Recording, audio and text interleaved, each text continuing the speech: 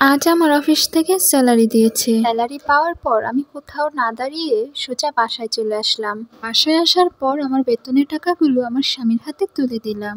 তখন আমার হাজবেন্ড কৌতূহলবশত বলল, এখানে কত টাকা আছে? আমি বললাম, তুমি গুনেই দেখো না। টাকাগুলো গোনার পর আমার স্বামী একটু রেগে গিয়ে বলল, এখানে তো 40,000 টাকা, তুমি তো বেতন পাও 60,000 টাকা, আরো 20,000 টাকা কোথায়? আমি তখন বললাম, হ্যাঁ 20,000 টাকা আমার কাছে আছে। 10,000 টাকা আমার হাত খরচের জন্য, আর 10,000 টাকা আমি আমার বাবা মাকে দিব।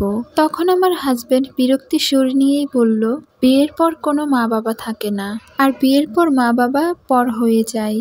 কথাটা বলার পর আমার মা বাবার জন্য যে 10,000 টাকা আমি রেখেছিলাম সেটা দিয়ে দিলাম। তারপর আমার স্বামী বলল, তোমার হাত খরচার জন্য টাকা লাগবে কেন? তোমার হাত খরচার সকল টাকাই তো আমি দেই, যাতায়াত ভাড়া আমি দেই, তোমার কসমেটিক যা লাগবে তাও আমি দেই, তাহলে তোমার আবার কিসের খরচা? এই কথা শোনার পর আমি আমার জন্য যেই 10,000 টাকা উঠিয়ে রেখেছিলাম সেই 10,000 টাকাও দিয়ে দিলাম। পরদিন সকালে স্বামীর পকেট থেকে 200 টাকা গাড়ি ভাড়া নিয়ে আমি চলে গেলাম। যাওয়ার আগে আমি একটা লিস্ট ধরিয়ে দিলাম যে আমার এই মাসে কি কি খরচা লাগবে সেই কাগজটা। আমি আমার যাতায়াত খরচা থেকে অনেক টাকাই বাঁচিয়ে রাখতাম। বর্তমানে ভালোই পরিমাণ টাকা হয়েছে আমার, তাই চিন্তা করেছিলাম যে আমি এই টাকা দিয়ে 2টো শাড়ি কিনবো। তো যেই কথা সেই কাজ, আমি অফিস থেকে বের হয়ে মার্কেট থেকে একই রকম 2টো শাড়ি নিয়ে বাসায় চলে আসলাম। তারপর আমি আমার শাশুড়ির রুমে চলে গেলাম। আমার শাশুড়ি দেখে বলল, কি ব্যাপার, একই রকম একই কালারের 2টো শাড়ি? আমি তখন বললাম, মা আমি দুজনের জন্য একই রকম শাড়ি কিনেছি, একটা হলো আপনার আর একটা আমার মার জন্য।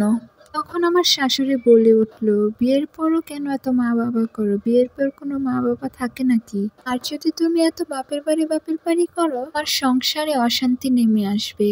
শাশুড়ি মায়ের মুখে এমন কথা শোনার পর আমার বুকটা মুচড়ে উঠল। চিন্তা করলাম, আসলে কি মেয়েদের বাবা মার প্রতি কোনো দায়িত্ব থাকে না?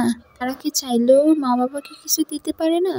যাই হোক, এটা ভাবতে ভাবতে আমি আমার রুমে চলে আসলাম। বেশ কয়েকদিন পার হয়ে গেল। একদিন সন্ধ্যার টাইমে হঠাৎ করে শাশুড়ি আমার রুমে চলে আসলো।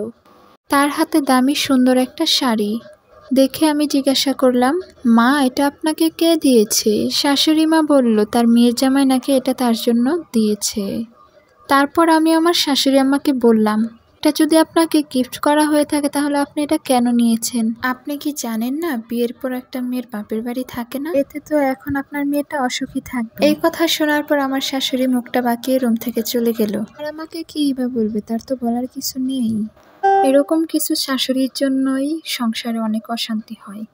আজকালকার সমাজে এমন শাশুড়ি অনেক দেখা যায়, তাদের দোষটা তারা চোখেই দেখে না, সব দোষ ছেলের বউয়ের।